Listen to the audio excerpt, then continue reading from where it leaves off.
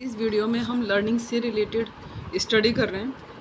Woodworth ने कहा नवीन ज्ञान और नवीन प्रतिक्रियाओं को प्राप्त करने की प्रक्रिया सीखने की प्रक्रिया है, इसे हम अधिगम कहते हैं। ऐसा कहा था वुडवर्थ ने। क्रो एंड क्रो ने कहा सीखना आदतों, ज्ञान और अभिवृत्तियों का अर्जन है, ऐसा कहा था क्रो एंड क्रो ने। स्कीनर ने कहा प्रगतिशील व्यवहार व्यवस्थापन की प्रक्रिया को सीखना कहते हैं। अधिगम की क्या विशेषताएं हैं? यह एक मानसिक प्रक्रिया है, सार्वभौमिक प्रक्रिया है, यह वातावरण की उपज है, जीवन पर्यंत चलता है, व्यवहार में परिवर्तन, बुद्धि में विकास, अनुभवों का संगठन, खोज करना, विवेकपूर्ण प्रक्रिया, उद्देश्यपूर्ण प्रक्रिया, अधिगम परिवर्तन है। ये सब हम पढ़ रहे हैं अधिगम की विशेषताएं। अधिगम के सोपान स्टेप्स क्या हैं लर्निंग में? Need, goal, barrier, readiness, learning situation, reinforcement, organisation of experiences, permanent change in behaviour. ये सब हैं steps of learning. Next point, अधिगम के प्रकार क्या क्या हैं? टाइप्स ऑफ अधिगम। अधिगम 3 प्रकार का है, ज्ञानात्मक, क्रियात्मक, भावात्मक। 3 तरह का लर्निंग होता है। ज्ञानात्मक, सीखने का यह तरीका बौद्धिक विकास तथा ज्ञान अर्जित करने की समस्त क्रियाओं पर प्रयुक्त होता है। प्रत्यक्षात्मक, परसेप्चुअल, जब किसी वस्तु को देखकर, सुनकर या स्पर्श करके ज्ञान प्राप्त करते हैं। प्रत्यात्मक, जब बालक साधारण ज्ञान या अनुभव प्राप्त कर लेता है तो वह तर्क, चिंतन और कल्पना के आधार पर सीखने लगता है। सहचार्यात्मक, जब पुराने ज्ञान तथा अनुभव के द्वारा किसी तथ्य को सीखा जाता है तो उसे सहचार्यात्मक सीखना कहते हैं। हम बात कर रहे हैं ज्ञानात्मक अधिगम की। ज्ञानात्मक अधिगम में 4 प्रकार होते हैं, प्रत्यक्षात्मक, प्रत्यात्मक, सहचार्यात्मक। इस तरह से 3 प्रकार होते हैं ज्ञानात्मक में। नेक्स्ट है भावात्मक अधिगम। इसका संबंध ना तो ज्ञान प्राप्ति से और ना ही किसी कौशल से, इसका संबंध तो बच्चों की कोमल भावनाओं से होता है, उसे हम अफेक्टिव लर्निंग, भावनात्मक अधिगम कहते हैं। क्रियात्मक अधिगम, जब मॉडल बनाकर, ड्राइंग करके, नृत्य करके, संगीत से ये सब सीखता है, उसे बोलते हैं कॉग्निटिव लर्निंग। इसमें तैयारी, प्रिपरेशन, ऑब्जेक्टिव, प्रस्तुतिकरण, अभ्यास, शुद्धिकरण, पुनः अभ्यास, इस तरह के इसमें स्टेप्स होते हैं कॉग्निटिव लर्निंग में। रॉबर्ट गैने के अनुसार अधिगम के कितने प्रकार होते हैं? रॉबर्ट गैने ने 8 स्टेप्स बताई थी। पहला है संकेत अधिगम, उद्दीपक अनुक्रिया, श्रृंखला अधिगम, शाब्दिक सहचार्य अधिगम, विभेदात्मक अधिगम, संप्रत्यय अधिगम, सिद्धांत अधिगम, समस्या समाधान अधिगम। ये बताए थे रॉबर्ट गैने ने 8 स्टेप्स अधिगम के। Types of learning according to Robert Gagne. 8 types किसने दिए थे? रॉबर्ट गैने ने। नेक्स्ट है आशुबेल के अनुसार अधिगम के प्रकार। आशुबेल ने क्या कहा था? आशुबेल ने 4 प्रकार बताए थे, रटकर सीखना, अर्थपूर्ण सीखना, अभिग्रहण सीखना, अन्वेषण सीखना। ये आशुबेल ने 4 प्रकार के अधिगम बताए थे। अधिगम को कौन कौन से कारक प्रभावित करते हैं? शिक्षार्थी से संबंधित कारक, शिक्षक से संबंधित कारक, विषय वस्तु से संबंधित कारक। नेक्स्ट, अधिगम की व्यवहारवादी, संज्ञानवादी तथा संरचनात्मकवादी अवधारणाएं। पहला है व्यवहारवादी, दूसरा संज्ञानात्मकवादी, तीसरा है संरचनात्मकवादी अवधारणाएं। पहले के अंदर व्यवहारवादी, व्यवहार के अध्ययन की पद्धति के रूप में व्यवहारवाद अपना ध्यान पूर्णतः प्रत्यक्ष अथवा प्रत्यक्ष प्रेक्षणीय व्यवहार पर केंद्रित करता है। सभी व्यवहार वातावरण में किसी न किसी उद्दीपक की अनुक्रिया होते हैं। बिहेवियरिज्म किसने दिया था? वॉटसन, थॉर्नडाइक, पेवलोव, स्किन, हल आदि के नाम उल्लेखनीय हैं। व्यवहारवाद किसने दिया? I repeat, Watson, Thorndike, Pavlov, Skinner. ये सब व्यवहारवाद के समर्थक थे। नेक्स्ट आता है कॉग्निटिव संज्ञानवाद। संज्ञानवाद से रिलेटेड हैं जेरोम ब्रूमर, वाइज़गोस्की, गार्डनर। ये सब संज्ञानात्मक ये सब कंस्ट्रक्टिव संरचनात्मकवाद से रिलेटेड हैं। और संज्ञानात्मक में आते हैं Kurt Lewin, Max Wertheimer, Kohler, Koffka, Jean पियाजे, और ये सभी हैं कॉग्निटिव में संज्ञानवाद। ये 3 तरह के हैं अधिगम, कॉन्सेप्ट ऑफ अधिगम की। व्यवहारवादी, संज्ञानात्मकवादी, संरचनात्मकवादी। व्यवहारवाद में आते हैं वॉटसन, थॉर्नडाइक, पेवलोव, स्किनर। संज्ञानवाद में आते हैं मैक्स वदाइमर, कोहलर, जीन पियाजे, कोफा, कुर्ट लेविन। ये सभी आते हैं संज्ञानवाद में। और संरचनावाद में आते हैं Gardner, Jerome Bruner, Wolf, Titchener, Vygotsky. ये सभी आते हैं संरचनावाद में। नेक्स्ट, अधिगम के व्यवहारात्मक सिद्धांत। थॉर्नडाइक ने दिया था 1874 में। उद्दीपक अनुक्रिया सिद्धांत, स्टिमुलस रेस्पॉन्स थ्योरी किसके द्वारा दी गई थी? यह थॉर्नडाइक द्वारा दी गई थी 1874 में। इस सिद्धांत को आवृत्ति का सिद्धांत, हर्ष व दुख का सिद्धांत, परिश्रम व धैर्य का सिद्धांत भी कहते हैं।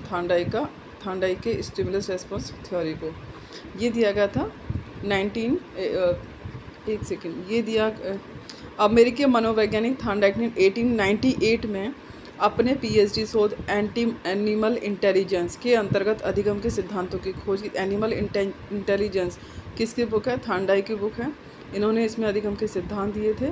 थॉर्नडाइक ने 1913 में अपनी पुस्तक एजुकेशनल साइकोलॉजी के अंतर्गत उद्दीपक अनुक्रिया सिद्धांत को शिक्षा के क्षेत्र में लागू किया था।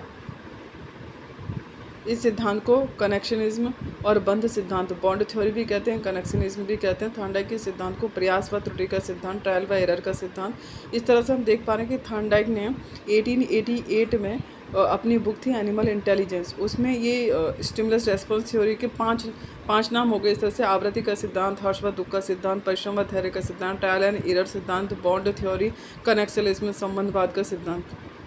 नेक्स्ट पॉइंट, थॉर्नडाइक द्वारा किया गया कौन सा प्रयोग था? भूखी बिल्ली को जब पिंजरे में बंद कर देते हैं तो बाहर मांस का टुकड़ा रख देते हैं, तो मांस को देखकर बिल्ली का झपटना, ये है स्टिमुलस रेस्पॉन्स थ्योरी का एग्जाम्पल जो कि थॉर्नडाइक ने देखा था। नेक्स्ट पॉइंट, थॉर्नडाइक के नियम क्या थे? मुख्य नियम था तत्परता का नियम, दूसरा था अभ्यास का नियम। कविता और पहाड़ी याद करने के लिए उन्हें बार बार दोहराना पड़ता है। यहाँ यह कहावत होती है, करत करत अभ्यास के जड़मती हो सुजान।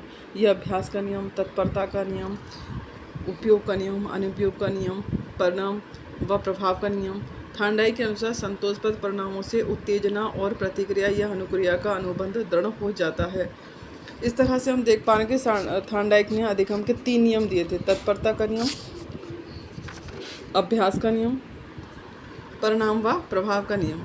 इनके सेकेंडरी प्रिंसिपल जो गौड़ नियम थे उनमें था बहुप्रतिक्रिया का नियम, मानसिक विन्यास का नियम, आंशिक क्रिया का नियम, आत्मीकरण का नियम।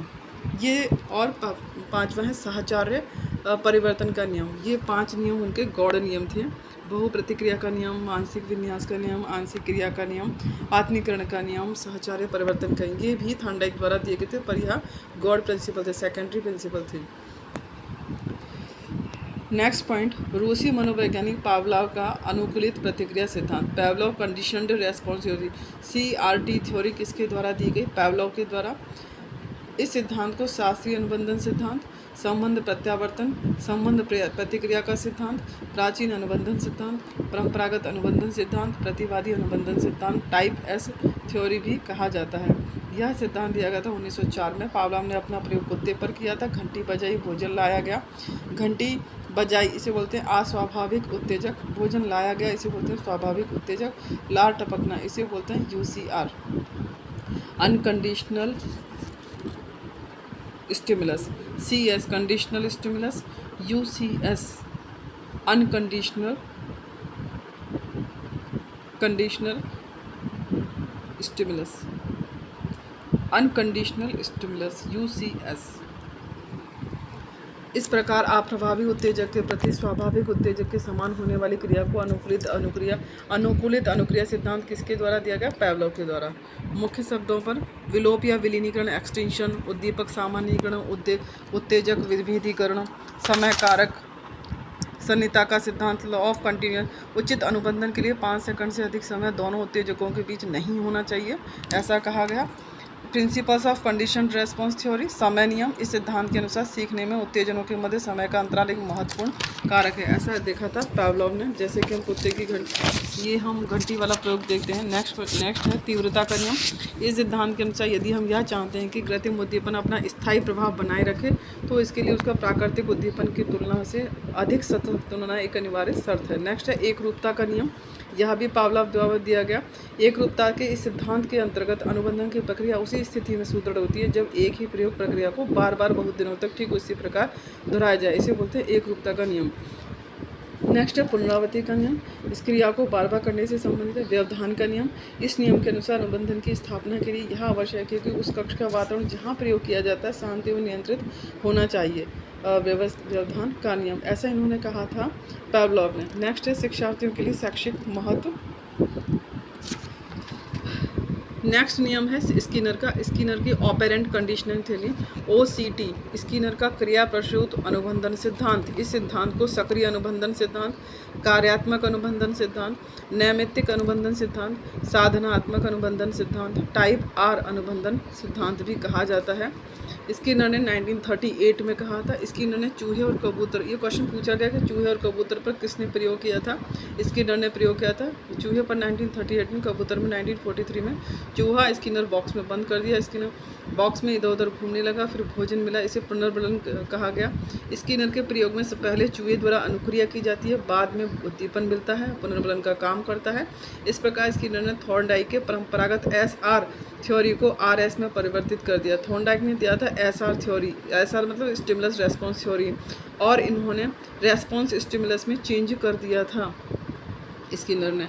नेक्स्ट पॉइंट, स्किनर के प्रयोग में सबसे पहले स्किनर ने अपने सिद्धांत की व्याख्या 2 प्रकार के व्यवहारों से की है, अनुक्रिया व्यवहार और प्रसूत व्यवहार।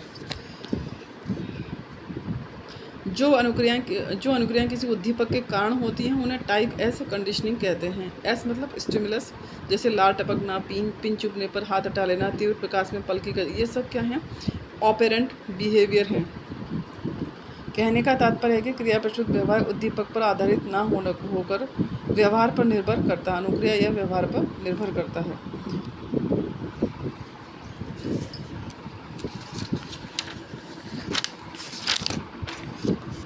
नेक्स्ट है रीइंफोर्समेंट थ्योरी, पुनर्बलन, सबलीकरण का सिद्धांत, प्रबलन का सिद्धांत। इस सिद्धांत को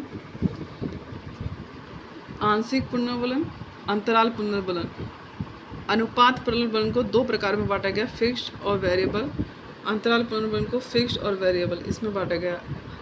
नेक्स्ट है पुनर्बलन सबलीकरण का सिद्धांत। इस सिद्धांत को क्रमबद्ध व्यवहार सिद्धांत, चालक न्यूनता सिद्धांत, प्रबलन हार सिद्धांत, परिष्कृत सिद्धांत, यथार्थ सिद्धांत, तार्किक निर्णयात्मक सिद्धांत, आवश्यकता न्यूनीकरण सिद्धांत, जैविकीय अनुकूलन सिद्धांत, गणितीय सिद्धांत भी कहा जाता है।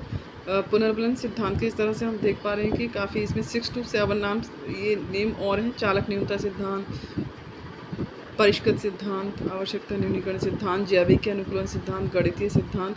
गणितीय सिद्धांत किसके द्वारा दिया गया देखेंगे आगे। इस सिद्धांत का प्रतिपादन किया था क्लार्क हल ने, रीइंफोर्समेंट थ्योरी। क्लार्क ने 1943 में अपनी पुस्तक थी प्रिंसिपल ऑफ बिहेवियर के अंतर्गत, इसके अंतर्गत प्रिंसिपल ऑफ बिहेवियर किसके द्वारा लिखी गई बुक है? क्लार्क हल। पीछे एक बुक आई थी एनिमल बिहेवियर, एनिमल इंटेलिजेंस, ये बुक लिखी गई थी थॉर्नडाइक के द्वारा। हम बात करें क्लार्क हल की, इनकी बुक का नाम था प्रिंसिपल ऑफ बिहेवियर। अपनी पुस्तक अ बिहेवियर सिस्टम के अंतर्गत इस सिद्धांत को प्रतिपादित किया था क्लार्क हल ने। नेक्स्ट पॉइंट है आवश्यकता की पूर्ति करना। इस सिद्धांत का मुख्य तत्व था, थॉर्नडाइक का कहना है कि अनुक्रिया उद्दीपक के कारण होती है। क्लार्क हल ने चूहे पर प्रयोग किया था। क्लार्क हल ने भूल भुलैया में चूहे को बैठा दिया। यदि चूहे को भूख लगती है तो वह सूंघते हुए खाने की ओर जाकर अपना पेट भर लेता है, और यदि उसे प्यास लगती है तो पानी की ओर जाकर अपनी प्यास बुझा लेता है। क्लार्क हल ने इस सिद्धांत में इस एक सूत्र का प्रतिपादन किया, B=D/H। बिहेवियर कब होगा? ड्राइव और हैबिट, चालक और आदत, ड्राइव और हैबिट से। क्लार्क हल के अनुसार सीखना आवश्यकता की पूर्ति की प्रक्रिया के द्वारा होता है।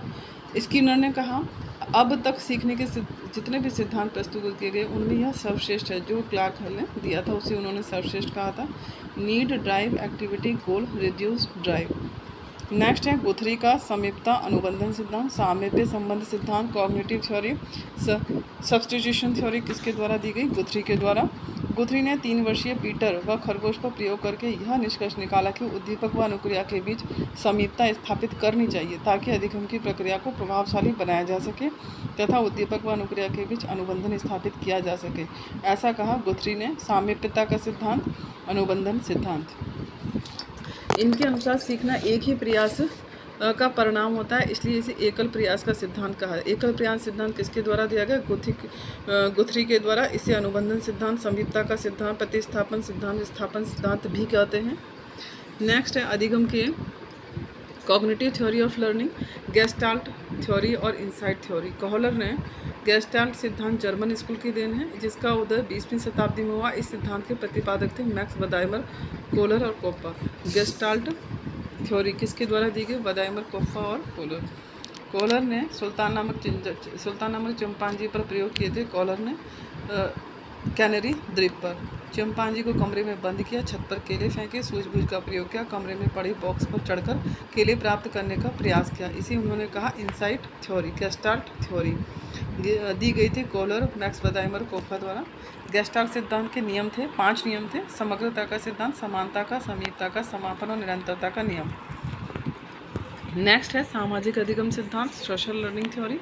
इस सिद्धांत को प्रेक्षणात्मक भी कहते हैं, अवलोकनात्मक भी कहते हैं, निरीक्षण युक्त अधिगम कहते हैं, सामाजिक अधिगम को। यह दिया गया था, प्रवर्तक थे अल्बर्ट बांडुरा। सोशल लर्निंग थ्योरी किसके द्वारा दी गई? अल्बर्ट बांडुरा, जो कि कनाडा से बिलोंग करते हैं। बांडुरा ने सामाजिक अधिगम पर अपने संपूर्ण व्यावसायिक जीवन में कार्य किया। उन्होंने अपने सिद्धांत सामाजिक अधिगम सिद्धांत को सामाजिक संज्ञानात्मक सिद्धांत, सोशल कॉग्निटिव थ्योरी नाम दिया था। बांडुरा को कुछ लोग संज्ञानात्मक मनोवैज्ञानिक भी कहते हैं, क्योंकि उन्होंने अभिप्रेरणात्मक कारकों व स्वभाव नियंत्रण को व्यक्ति स्वभाव को नियंत्रण प्रभाव फादर ऑफ कॉग्निटिव मूवमेंट किसे कहा जाता है? अल्बर्ट बांडुरा को। इस दृष्टि से बांडुरा ने कई प्रयोग किए। उनके द्वारा किए गए प्रयोगों में बॉबो डोल स्टडीज व जीवित जोकर पर किया गया प्रयोग विशेष महत्वपूर्ण है। इन प्रयोगों के द्वारा बांडुरा ने मॉडलिंग प्रोसेस के चरणों को निम्न प्रकार से स्थापित किया है। बॉबो डॉल स्टडीज और जीवित जोकर, ये अल्बर्ट बांडुरा ने इस पर किए। निम्नलिखित स्टेप्स थी इसमें: अवधान, धारण, पुनः प्रस्तुतिकरण, पुनर्बलन। हम बात करें अल्बर्ट बांडुरा की। स्वनियंत्रण, स्वनिरीक्षण, विवेकपूर्ण निर्णय, स्वानुप्रयास, स्वनिर्देश, स्व पुनर्बलन, ये सभी अल्बर्ट बांडुरा से रिलेटेड इन्होंने स्टडी की थी। नेक्स्ट है कोटलेविन का क्षेत्र सिद्धांत, फील्ड और लाइफ स्पेस थ्योरी किसके द्वारा दी गई? कोटलेविन का क्षेत्र सिद्धांत और जीवन दायरा सिद्धांत, लाइफ स्पेस थ्योरी। इसको वेक्टर्स एंड बैलेंस थ्योरी भी कहते हैं, तल रूप सिद्धांत भी कहते हैं, टोपोलॉजी थ्योरी भी कहा जाता है। उन्होंने यह सूत्र दिया था L=FP×T, learning, field, psychological person, E for psychological environment.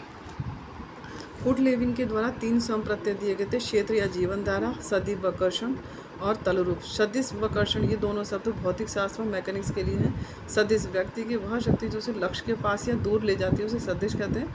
कर्षण, वातावरण में उपस्थित वह लक्ष्य जो व्यक्ति को आकर्षित व प्रतिकर्षित करता है, उसे कर्षण कहते हैं। तलरूप, यह शब्द दक्षिण गणित से लिया गया, इसका प्रयोग आकृतियों के संदर्भ में किया जाता है। इस सिद्धांत में व्यक्ति लक्ष्य प्राप्ति में आने वाली बाधाओं को दूर करने के लिए सूझबूझ का प्रयोग करते हैं, इसलिए इसे लक्ष्य सूझ गोल इंसाइट थ्योरी भी कहा जाता है। हम कह रहे हैं कोटलेविन के क्षेत्र सिद्धांत, जीवन धारा, लाइफ स्पेस थ्योरी को गोल इंसाइट थ्योरी भी कहा जाता है। टॉलमैन का साइन थ्योरी किसने दी थी?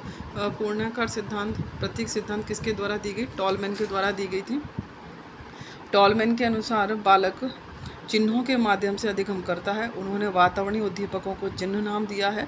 टॉलमैन ने 1932 में चूहे पर प्रयोग किया था। टॉलमैन ने चूहे के 2 समूह बनाए थे, ए और बी। ए भूल भुलैया के स्थान पर भोजन रख दिया था। ए समूह के चूहों को भूल भुलैया में छोड़ दिया जाता है तो वो भोजन वाले स्थान पर शीघ्र पहुंच गए। बी समूह वाले चूहे को बिना भोजन भूल भुलैया में छोड़ दिया था तो वे इतनी जल्दी भोजन वाले स्थान पर नहीं पहुंचे जितनी जल्दी ए पहुंचा था। वापस भोजन रखकर बी समूह के चूहों को भूल भुलैया में छोड़ दिया जाता है तो भोजन वाले स्थान पर ए समूह से भी शीघ्र पहुंच गए। हम बात कर रहे हैं टॉलमैन की साइन थ्योरी, प्रतीक सिद्धांत की। नेक्स्ट है जेरोम ब्रूनर का संरचनात्मक अधिगम सिद्धांत। जहाँ इसे हम कंस्ट्रक्टिविज्म भी कहते हैं। कंस्ट्रक्टिव थ्योरी किसके द्वारा दी गई थी? जेरोम ब्रूनर के द्वारा। ब्रूनर के सिद्धांत की व्याख्या निम्न प्रकार से की जाती है: अंतर्देशीय चिंतन बनाम विश्लेषणात्मक चिंतन, इनिशिएटिव थिंकिंग और एनालिटिक थिंकिंग, विषय की संरचना, अन्वेषणात्मक सीखना, संबद्धता का सिद्धांत। ये हम बात कर रहे हैं जेरोम ब्रूनर की कंस्ट्रक्टिविज्म, संरचनात्मक अधिगम सिद्धांत की। नेक्स्ट पॉइंट है रेडीनेस, उन्होंने इस बात पर अधिक बल दिया कि किसी भी उम्र या वर्ग के छात्र को कोई भी विषय को सीखने के लिए तत्पर किया जाना चाहिए। हम जेरोम ब्रूनर से रिलेटेड स्टडी कर रहे हैं। इन्होंने अधिगम की आवश्यकताएं देखी थी। विधि निर्माण आधारित अधिगम की अवस्था, प्रतिमा आधारित अधिगम की अवस्था, चिन्ह आधारित अधिगम की अवस्था। 5E मॉडल किसके द्वारा दिया गया? जेरोम ब्रूनर के द्वारा दिया गया। Engage, explore, explain, elaborate, evaluate, ये 5E का मॉडल दिया गया था जेरोम ब्रूनर के द्वारा। संरचनात्मक अधिगम के अधिनियम कौन कौन से थे? अधिगम एक सक्रिय प्रक्रिया है, ऐसा इन्होंने कहा था। नेक्स्ट है डेविड आसुबेल का सिद्धांत। डेविड आसुबेल का अर्थपूर्ण शाब्दिक अधिगम सिद्धांत, वर्बल लर्निंग थ्योरी किसके द्वारा दी गई? डेविड आसुबेल के द्वारा दी गई। इन्होंने शिक्षार्थी के गत ज्ञान के भंडार को संज्ञानात्मक संरचना कहा जाता है, और जब शिक्षार्थी इस संरचनात्मक संरचना में नए पाठ से सीखे गए अनुभूतियों को सार्थक रूप से जोड़ता या संबंधित करता है तो उसे आत्मसात्वकरण की संज्ञा दी जाती है। ब्रूनर तथा आसुबेल के सिद्धांतों के तुलनात्मक परीक्षण। ब्रूनर के सीखने का सिद्धांत तथा आसुबेल के सीखने का सिद्धांत, ये दो ऐसे सिद्धांत हैं जिनके द्वारा कक्षा शिक्षण की व्याख्या सीधे ढंग से होती है। हम बात कर रहे हैं ब्रूनर और आसुबेल के सिद्धांतों की। ब्रूनर तथा आसुबेल दोनों के सिद्धांत संज्ञानात्मक सिद्धांत हैं, कॉग्निटिव थ्योरीज हैं। उनमें यह कोशिश की जाती है कि शिक्षार्थी की मानसिक प्रक्रियाओं पर अधिक ध्यान दिया जाए। दोनों ही मनोवैज्ञानिक यह मानकर चलते हैं कि कक्षा विभाग को उन्नत बनाने का सबसे प्रमुख तरीका उसे शिक्षार्थियों के लिए अधिक महत्वपूर्ण बनाना है। अधिगम के मानवतावादी सिद्धांत की बात करें तो कार्ल रॉजर्स का अनुभवजन्य अधिगम theory, experienced learning theory, Karl Rogers द्वारा दी गई थी। ये अमेरिकी वैज्ञानिक थे। इन्होंने अधिगम को दो भागों में बांटा था, संज्ञानात्मक अधिगम और अनुभाविक अधिगम। हम बात कर रहे हैं कार्ल रॉजर्स की। इन्होंने दिया था अनुभवजन्य, एक्सपीरियंस्ड लर्निंग थ्योरी। नेक्स्ट है मैस्लो का नीड हायरार्किकल थ्योरी। मैस्लो की नीड हायरार्किकल थ्योरी, मैस्लो ने सिद्धांत दिया था a theory of human motivation. Maslow ने नामक अपने ग्रंथ में 1943 में प्रस्तुत किया। उनकी सिद्धांत 1954 में उनकी बुक थी मोटिवेशन एंड पर्सनैलिटी, मैस्लो के द्वारा लिखी गई थी। अब्राहम मैस्लो वह पहले मनोवैज्ञानिक थे जिन्होंने मानवतावादी विचारधारा को द थर्ड फोर्स के रूप में कहा था। नेक्स्ट है मैस्लो ने 5 मूलभूत आवश्यकताओं को निचले से लेकर उच्चतम स्तरों पर क्रमिक रूप से प्रस्तुत किया था। इस सिद्धांत को आत्मसिद्धि का सिद्धांत भी कहते हैं। नीड हायरार्किकल थ्योरी जो कि मैस्लो के द्वारा दी गई थी, आवश्यकता पदानुक्रम थ्योरी, इसको हम आत्मसिद्धि का सिद्धांत भी कहते हैं। इसकी 5 स्टेप्स, 5 आवश्यकताएं हैं। पहली आवश्यकता दैहिक आवश्यकता, सुरक्षा की आवश्यकता, स्नेह की आवश्यकता, सम्मान की आवश्यकता, आत्म अनुभूति की आवश्यकता। ये टर्म दी थी मैस्लो ने। इसे बोलते हैं आवश्यकता पद अनुक्रमिक सिद्धांत, hierarchical theory, need hierarchical theory. Next है